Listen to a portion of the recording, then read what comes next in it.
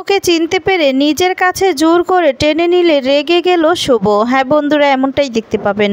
বিস্তারিত জানতে ভিডিওটিতে লাইক দিয়ে চ্যানেলটি সাবস্ক্রাইব করে দেখতে থাকুন। গল্পের শুরুতেই দেখা যাবে সন্দেহের কারণে বারবার করে ঘরটাকে ঘুরে ঘুরে দেখতে থাকে।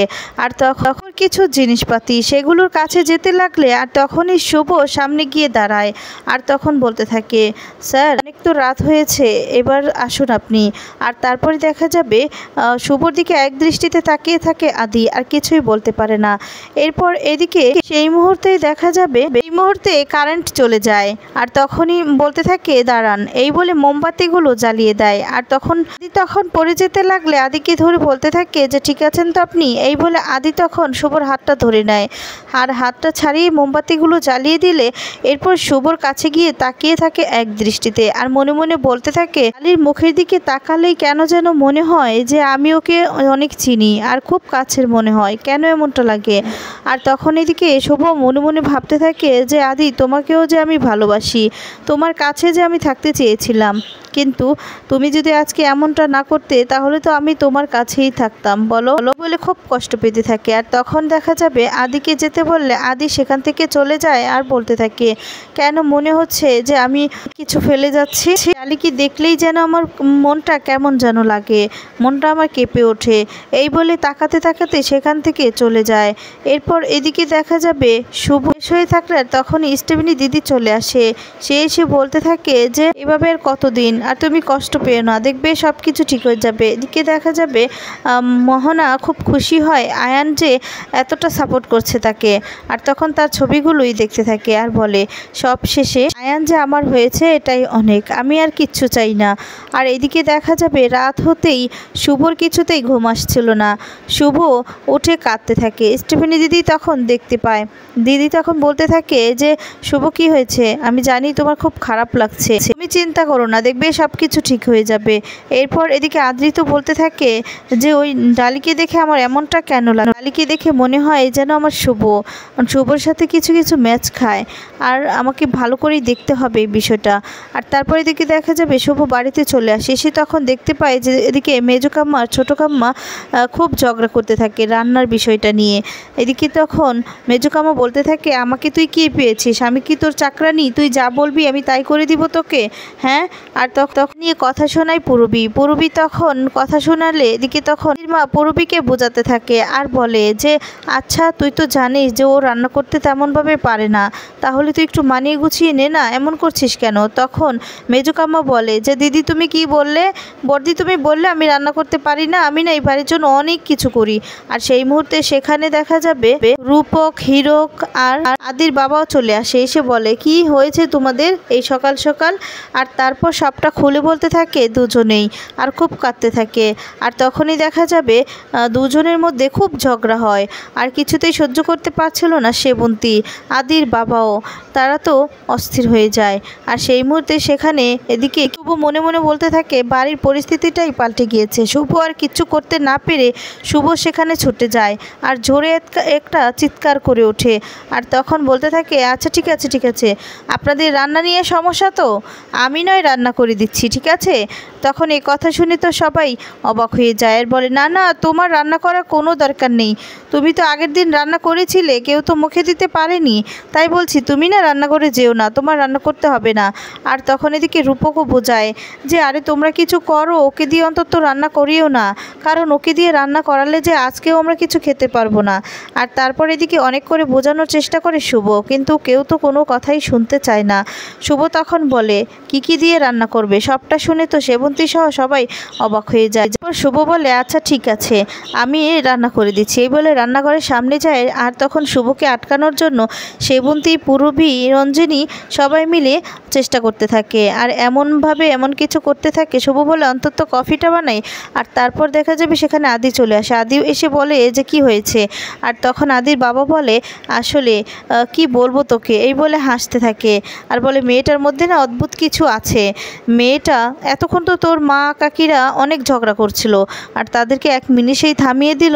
এটা একদম শুভর মতো হয়েছে, শুভর মতো। আর তখনই আদিও কে থাকে ডালির দিকে, মানে শুভর দিকে, আর বলে আমারও তো বাবা একই প্রশ্ন, সব কিছু একদম শুভর মতো। আদির বাবা তখন খুব খুশি হয়ে যায় আর হাসতে থাকে আর বলতে থাকে যে হ্যাঁ, মেয়েটা না সব কিছু এক মিনিটে সামলে নিতে পারে আমাদের শুভর মতো। আর তারপর এদিকে দেখা যাবে সেই মুহূর্তে আকাশ চলে আসে। আকাশ এসে বলতে থাকে মোহনা, মোহনা, চিৎকার করে ডাকতে থাকে। তখনই মোহনা ছুটে চলে আসে। মোহনাকে দেখে তখন আদ্রিত বলতে থাকে যে মোহনা, এভাবে কেন আসছো? প্রেগনেন্ট অবস্থায় কেউ কি এভাবে দৌড়ে চলে আসে বলো? এদিকে আকাশ মনে মনে বলতে থাকে আদির দেখছি একটু মোহনার প্রতি বেশি কেয়ার করছে। এটা কি আমাকে দেখানোর জন্য, নাকি ভয় পেয়ে, নাকি ইচ্ছে করে মন থেকে করছে, কোনটা? আর তারপর দেখা যাবে এদিকে আদ্রিতের বাবা বলতে থাকে যে এই বাড়িতে হঠাৎ সকাল সকাল কি ব্যাপার আকাশ? আর তখন বলে এই উত্তরটা না আমি আগের দিনই কিন্তু দিয়ে দিয়েছি। আর তারপরে দেখা যাবে আরও অনেক কথাই বলতে থাকে। এদিকে তখন আদির বাবা বলতে থাকে যে দেখো, এই বাড়িটা কিন্তু তোমার নয়, এই বাড়িটা কিন্তু আমাদের, বুঝতে পেরেছো? তাই যখন তখন তুমি যা খুশি তাই করবে, সেটা তুমি করতে পারবে না। আর তুমি কি বলে আমাদেরকে তুমি হুমকি দিচ্ছ তোমার বিজনেসের ব্যাপারে? বিজনেস মানে তোমার অনেকগুলো টাকা আমাদের বিজনেসের সাথে জড়িয়ে আছে, এর জন্য তুমি যা খুশি তাই করবে, সেটা কিন্তু ভুলে যেও না। তোমার সেই ছোট্টবেলা যখন আমরা যখন বিজনেসটা করি না, তোমার জন্ম তখন হয়নি, সেই বেলা থেকেই বিজনেসটা করছি। তাই বলে তোমরা এমনটা করবে বলে যে আমরা বিজনেস ছেড়ে দিব, করতে পারবো না, তা তো নয়। আর তখন এদিকে আদ্রিত বলতে থাকে, আদ্রিতকে আকাশ বলতে থাকে আচ্ছা, মোহনার প্রতি এত মহান্যতা দেখাচ্ছ, এটা কি সবটাই অভিনয়? আর তারপর দেখা যাবে এদিকে মোহনা বলতে থাকে না না দাদা, আয়ান না আমাকে অনেক খেয়াল রাখছে। তখন বলে মোহনা, এটা তোকে দেখানোর জন্য, তুই না চুপ থাক, বুঝতে পেরেছিস? তুই বুঝবি না।